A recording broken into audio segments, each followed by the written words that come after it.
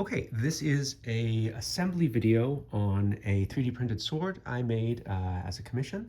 I'm going to go ahead and post this online as well because there's some general tips that might be useful. So in terms of the finishing, you don't need to necessarily sand 3D prints. These actually printed fairly smooth. There's some artifacts, if you look closely, you can see some roughness in the print here. So if you want to sand them, I usually hit 3D prints first with a 120 grit, which is a shaping grit, very high grit, and then something higher number, which is a lower grit like this 800 just for polishing. You can go crazy if you want to with polishing things. You can wet sand them, you can like use acetone, but for big pieces like this, it's probably not super necessary. It's up to you what you want to do with that. Then in terms of the actual assembly of it, in this case there are 5 pieces. You're going to feed the LEDs up through the channel in the centerpiece, and then you've got these guide dowels here that run through, and then you'll feed the LEDs up into the top piece and then line them up with the guide dowels. And then for the seams here, I like to do a 3-part. It might be overkill, but when there's so little structural, it's just this dowel and the tenon and mortise piece here. I like to use more adhesive, so I start with contact cement. That contact cement goes, I'll use these, on both surfaces, both this surface and the interlocking surface. You wait for it to dry 10-15 minutes. You want the solvent to completely have evaporated, so it's just leaving the cement behind, and then when you touch them together within 5-10 seconds, you have a very strong immediate bond that doesn't require clamping. So that's why I like contact cement. I know you know this, but just since I'm posting this online, thought I'd make mention of that. Thing about this, of course, because that solvent is super volatile, you want to use this outside or in a well-ventilated area because otherwise it can cause all kinds of problems. So I like to use that as a first connection between my 3D printed pieces because you don't have to clamp it.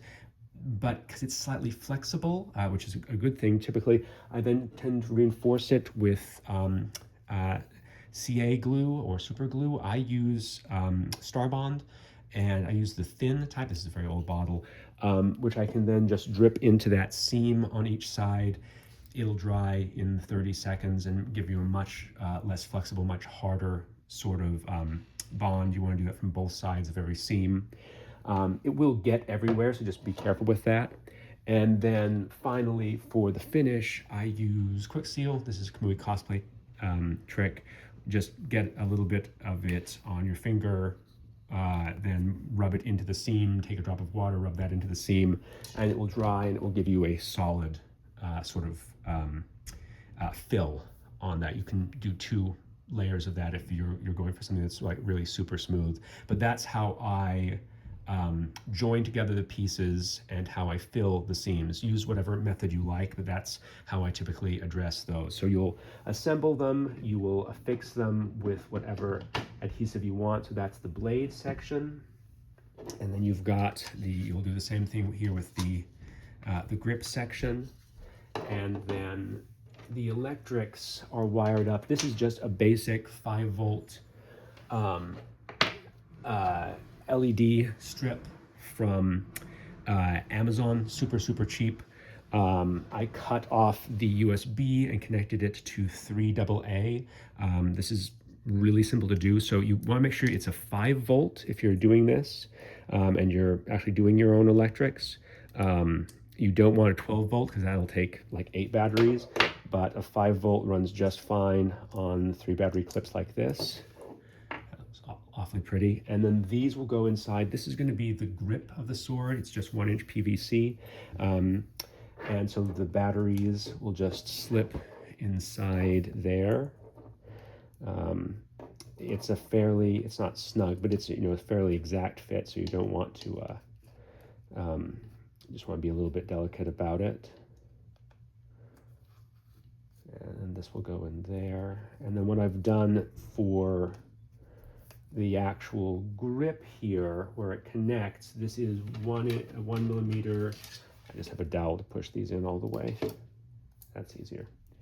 1 millimeter EVA as a sort of a gasket here, and that will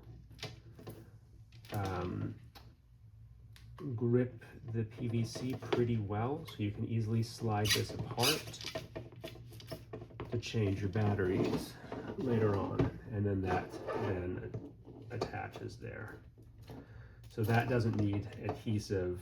The friction on the foam is sufficient to hold that together, and then you can slide it apart however you like. Then in terms of painting this one,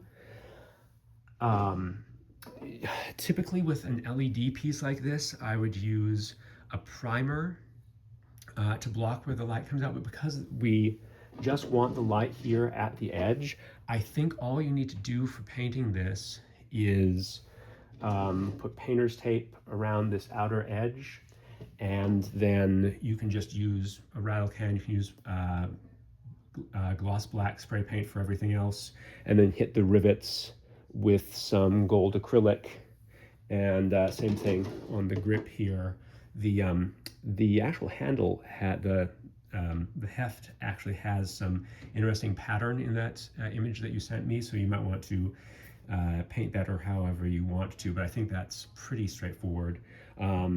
So the one thing I'll just make note of, I'm not sure you can see this, that the blade actually has an angle to it. So it comes in, and then at this point it actually bends down, and then it bends down again to the actual blade. In the image, that sort of this first bend sort of looked like a groove, but what it actually is, you can sort of see it there, is that's where the blade itself begins, and then it sharpens down to here. So it's just this very front edge that you want to leave unpainted, and everything from this first bend all the way around you want to hit with your spray paint or however you want to finish that. So that is just some quick stuff on how to assemble this. I'll get this kit sent over to you, and I look forward to seeing what the final piece looks like.